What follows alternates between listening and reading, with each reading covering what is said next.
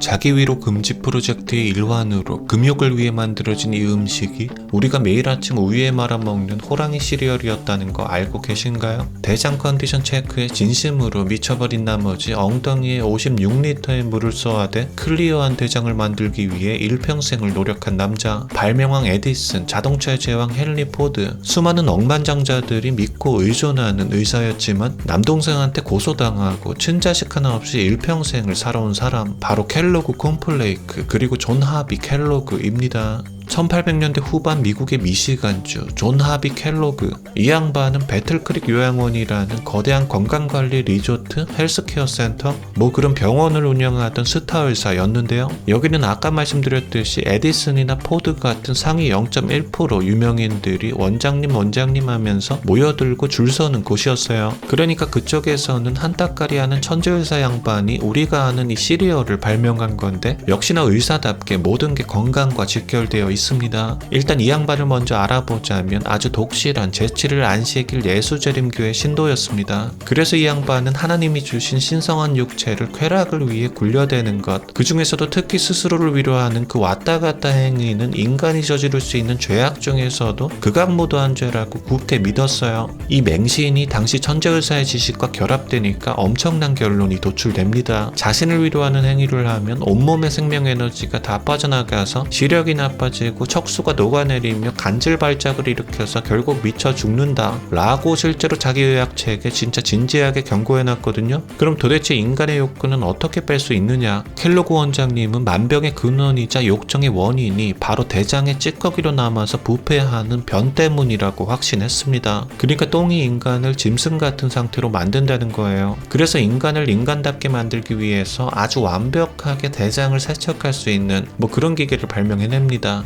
환자를 엎드리게 한 뒤에 차가운 철제 노즐을 아주 깊숙이, 거기에 그거예요. 각도를 헤매던 쇠파이프가 제자리를 찾아서 정조준을 마친 순간 이 양반이 밸브를 열면 무려 56리터가 넘는 엄청난 양이 직수로 뿜어져 거기로 들어갑니다. 중력을 거슬러 솟구치는 이 수직 물기둥이 안의 내벽을 사정없이 후려갈기면서 물리적으로 다 뜯어내는 거예요. 근데 이게 끝이 아닙니다. 이건 그 다음을 위한 1차 세척, 그러니까 초벌 같은 거예요. 깨끗하게 다 치워놨으니까 좋은 걸 다시 넣어줘야 한다면서 또다시 새로운 노즐을 가져옵니다. 그리고는 새콤한 불가리아산 요구르트를 기계에 붓고 다시 또 구석구석 진득하게 넣어주는 거죠. 다이렉트로 유산균을 복용하는 건데 뭐랄까 정말 폭력적인 섭취랄까요? 이걸 그 당시 초부자들, 초엘리트들, 그러니까 에디슨이랑 포드랑 다 한 겁니다. 같은 종교의 신도들도 아닌데 이런 짓을 왜 했냐면, 당시 미국 상류층 사이에서는 자가중독이라고 장 속에 남은 변의 독소가 혈액으로 흡수돼서 몸과 정신을 병들게 한다는 그런 공포가 유행을 했거든요. 근데 이 양반들이 대단한 업적이랑 돈이 남아돌잖아요. 당연히 원하는 건 건강, 불로장생 뿐인 거예요. 거기에 당대 최고의 권위자였던 켈로그 원장님이 흰 가운을 입고 장을 완벽하게 비워내야만 당신들의 뇌와 건강이 좋아집니다 라고 선언해버리니 다들 홀린 듯이 바지 내리고 엉덩이 까게 되는 겁니다. 이 헬스케어 센터에는 관장기계만 있던 게 아니에요. 이 양반이 발명한 기계들을 보자면 두드림 기계라고 앉아있으면 기계팔이 나와서 배를 미친듯이 좁혀서 장운동 시켜주는 거 있고요. 온몸을 후들거리게 만들어서 소화를 돕는 진동의자, 또 몸의 독소를 빛으로 태워버리기 위해서 사람을 통 안에 가둬놓고 전구 수백 개를 켜서 사람을 굽듯이 땀을 쫙 빼는 광선 목욕통, 승마라는 운동이 내장을 사정없이 출렁거리게 만든다는 사실을 알게 된 후 만들어낸 기계말, 뭐 이딴 게 여러 개 다 있었어요. 근데 참고로 이 기계말이라는 기계는 훗날 승마를 좋아했던 미국의 30대 대통령 켈빈 콜리지가 백악관 자기 침실에 설치해두고 매일 아침마다 탔다고 합니다. 심지어 자신의 MR하며 썬더볼트라는 이름까지 붙여줬다고 해요. 아무튼 뭐 이렇게 풀코스를 즐겼으니 이제 클린한 식단을 먹일 차례입니다. 켈로그는 환자들에게 고기나 달고 짠 음식은 아예 일절 금지했어요. 대장에 찌꺼기를 남기지 않고 그 어떤 욕구도 차갑게 식힐 수 있는 건 오직 밍밍하고 딱딱하게 구워낸 곡물 조각이라고 생각했거든요.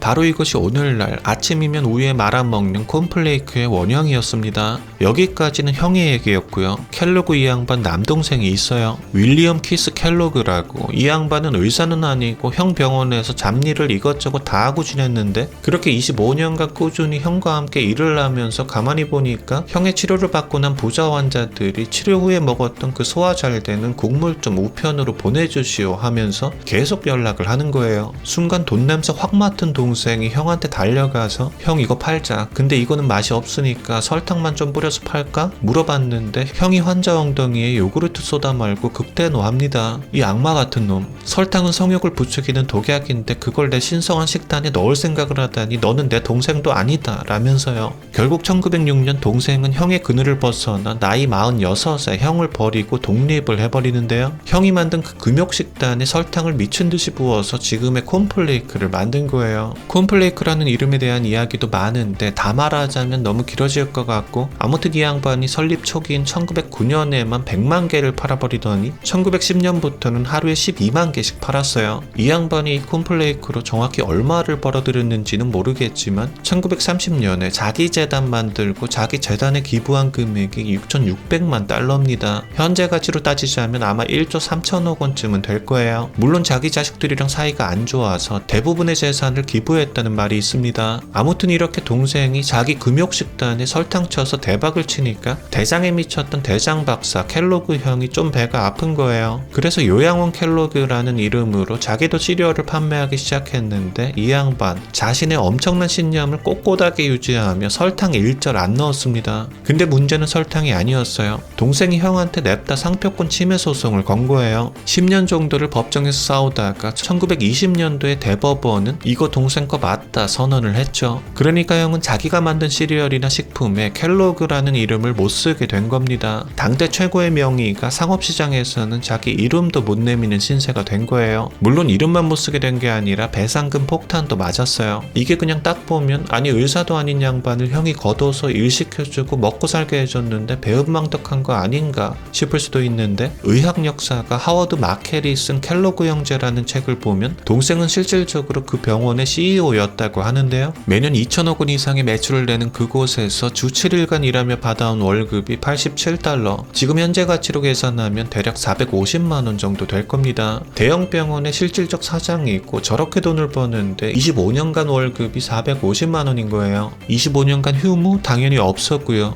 매일 아침이면 형이 샤워하는 시간 맞춰 들어가서 형 턱수염을 깔끔하게 면도해줘야 했고 형이 변기에 앉아서 힘주는 동안 업무 지시를 했다는데 그걸 옆에서 계속 노트에 받아 적었다고 합니다. 심지어 식품 관련은 전부 동생이 도맡아서 했는데 공이란 공은 형이 전부 빼돌려 놓고서 불평하는 것은 죄악이다 라고 동생에게 누누이 가르쳤기에 동생은 한 번도 불평한 적이 없었대요. 그러니까 할 줄 아는 게 없어서 형 밑에서 빌부터 먹고 자란 게 아니라 그냥 이 양반이 사업 수완이 좋고 일을 잘했는데 형이 너무 막 굴렸던 거예요. 25년간 가스라이팅 당하던 노예가 목줄을 끊고 흑화했던 겁니다. 근데 우리가 이 형 켈로그를 미친 의사 또는 가스라이팅의 천재라고만 할 수는 없는 게 이 양반은 진짜로 자기가 생각한 금욕주의를 진심으로 맹신한 거거든요. 환자들한테만 억지로 강요한 게 아니었어요. 아내와 결혼식을 올린 첫날 밤부터 일평생 철저하게 각방을 썼고요. 죽을 때까지 단 한 번의 관계도 맺지 않았습니다. 그래서 친자식이 단 한 명도 없어요. 대신 빈민가랑 보육원에서 무려 40명이 넘는 아이들을 자기 집으로 거둬들였다는데 정식으로 입양한 건 7명이라고 합니다. 근데 또 이렇게 많은 아이들을 위탁한 이유가 사실은 실험하려고 그런 거 아니냐라는 이야기도 있는데요. 그러니까 아무리 각기 다른 아이들이라도 내가 만든 식단과 금욕, 빡센 장청소를 시키면 완벽히 건강한 인간으로 만들 수 있다는 뭐 그런 실험을 한 게 아니냐는 말도 꽤 많아요. 지금 와서 객관적으로 보면 미친 양반이지만 세상에서 자신의 신념을 죽기 직전까지 관철한다는 건 참 어려운 일일 텐데요. 혹시 내일 아침에는 우유에 콘플레이크를 말아먹으며 깨끗한 엉덩이의 진심이었던 형 켈로그를 한번 떠올려 보는 건 어떨까요? 안녕히 계세요.